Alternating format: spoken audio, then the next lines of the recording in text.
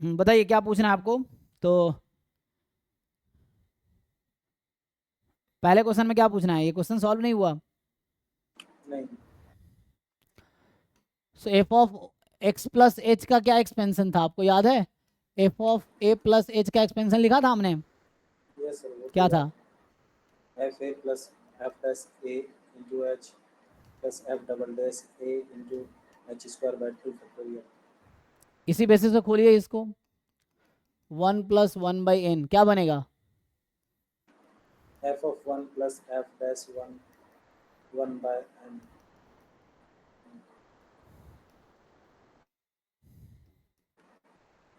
मतलब N square into वही बात है।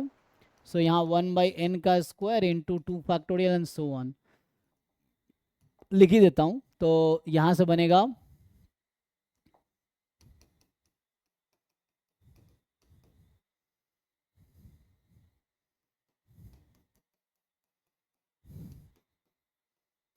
एन क्यूब इंटू 1 बाय 3 और ये फैक्टोरियल। किसके इक्वल गिवन है ये एक्सप्रेशन, ये किसके इक्वल है। इक्वेशन देखो, क्वेश्चन में क्या गिवन है, this is equal to what. Equal 1। So इसको हटा के मैं एफ ऑफ 1 लिख देता हूँ। तो अब बताइए यहाँ से क्या आएगा, for all N belongs to natural number, ऐसा होगा। ये इक्वेशन है for all N belongs to integer, यही है ना। तो यहाँ से क्या होगा, कंपेयर कीजिए, F1 तो F1 से कैंसिल हो गया। तो सर 1 की जगह F1 लिखिए आप। हाँ 1 की जगह F1 लिखिए। 1 की जगह F1 लिख दिए, 1 1। अच्छा एक इक्वल मिनट, टू 1 दिया हुआ है। फंक्शन क्या था, एक मिनट। तो यहाँ से इसमें जो है आपका F1 है, और ये था हमने ओपन किया था 1 + 1/n को, और ये 1 दिया हुआ है, यही ना। इसमें कुछ यस बोला हुआ है आगे, एफ इज ए नहीं। नॉन कॉन्स्टेंट डिफरेंशिएबल फंक्शन है, तो नॉन कॉन्स्टेंट है।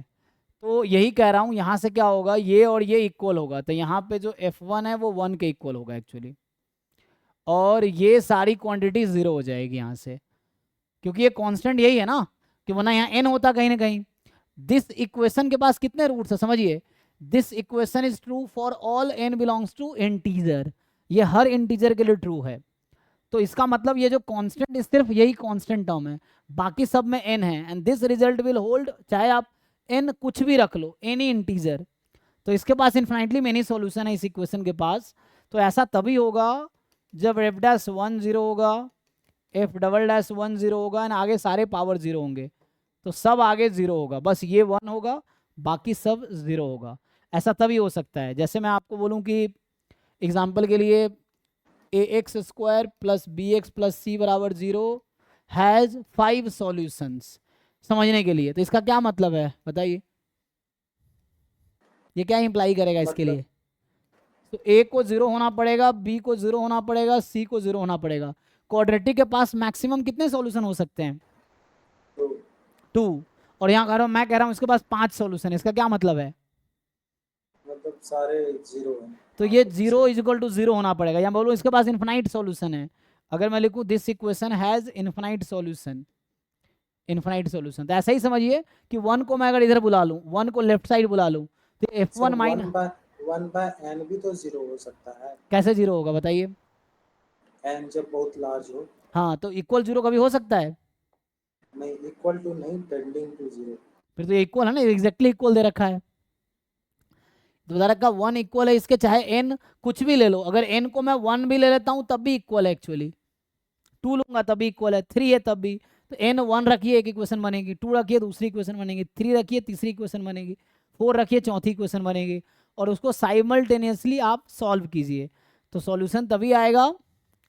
तो यहाँ से यही सॉल्यूशन आएगा, F1 is 1, F'1 is 0, sir F1 जो लिए ना, यहाँ तो दिया है नॉन कांस्टेंट डिफरेंशिएबल। जी। आप ले लिए हैं F1 is 1, that is a constant function. अरे लेकिन भैया, यहाँ तो दिया है नॉन कांस्टेंट। F1 हमने 1 कहाँ लिया है, मतलब कहने मतलब F1 कांस्टेंट फंक्शन, आपको कैसे पता कांस्टेंट फंक्शन है ये, F1 is a constant non function का क्या fx। डेफिनेशन है, sir fx equal to k। For all x belongs to, all x belongs to the domain. x belongs to r ले लीजिए चलिए अभी के लिए। सो ये है कांस्टेंट फंक्शन। तो मैंने क्या लिया है कि ये फंक्शन जरूरी नहीं है कि मैं ये नहीं कह रहा हूँ कि F X is equal to 1 है for all x belongs to r, मैं ये थोड़ी कह रहा हूँ। ये जो सर भी आप जो सबसे पहले लिखे हैं ऊपर में घेर के जो टिक मारे हैं f1 इक्वल टू 1 लिखे हैं ना वहाँ, हाँ, तो इसका क्या मतलब हुआ? मतलब आप fx इक्वल टू k मांग रहे हैं जो कि दिया हुआ क्वेश्चन में है कि अरे नहीं। मेरे भाई ये एफ एक्स है, यहाँ एफ वन कितना आएगा बताओ मुझे इस फंक्शन में? हाँ समझ गया, ठीक। तो ऐसा कोई भी फंक्शन हो सकता है जहां पे एफ वन 1 है। हम ये नहीं कह रहे हैं कि एफ एक्स एक्चुअली 1 है। हो सकता है कि F x non zero function है, ऐसा नॉन कांस्टेंट फंक्शन है जिसमें ऐसा रिलेशनशिप होल्ड कर रहा है। तो मतलब वो फंक्शन की 1 पे वैल्यू 1 आ रही है, ये कोइंसिडेंस है। 2 पे हो सकता है कुछ और आ जाए, 3 पे कुछ और आ जाए, ये बोलना चाह रहे हैं यहाँ पे। और चूंकि इसके बाद इंटीजर सॉल्यूशन है ना, तो आप अगर सॉल्व करेंगे तो सब्ट्रैक्ट कर करके वो जीरो ही आ जाएगा। एलिमिनेशन मेथड अगर आप लगाते जाएंगे तो एलिमिनेशन मेथड से आप ये सॉल्व कीजिए, इन्फिनाइट सॉल्यूशन, इन्फिनाइट इक्वेशंस बना लीजिए आप 1 2 3 4 5 6, देन आप डिफरेंस ले लेके एलिमिनेट करते जाइए वेरिएबल, तो ये ऐसे आ जाएगा, ये आ जाएगा। तो थोड़ा सोचेंगे आपको समझ आएगा ऐसा क्यों हो रहा है, क्योंकि इसके पास ये किसी एक इंटीजर के लिए ट्रू नहीं, this holds for all integer. n 1 रखेंगे तब भी रिलेशन ट्रू है, 2 रखेंगे तब भी ट्रू है, 3 रखेंगे तब भी ट्रू है, 4 रखेंगे तब भी ट्रू है। तो इंटीजर n में कुछ भी रख लो तब भी ट्रू है। तो ऐसा तभी हो सकता है जब ये जीरो हो जाए, जीरो हो जाए, जीरो हो जाए। अब आप n कुछ भी रखते रहो, कोई फर्क तो पड़ेगा ही नहीं। यस सर समझ गया। ये चीज है। आइए नेक्स्ट। हाँ, किनका डाउट है? सर मानस। सर एकलव्य पे भेजा एक। अच्छा, तो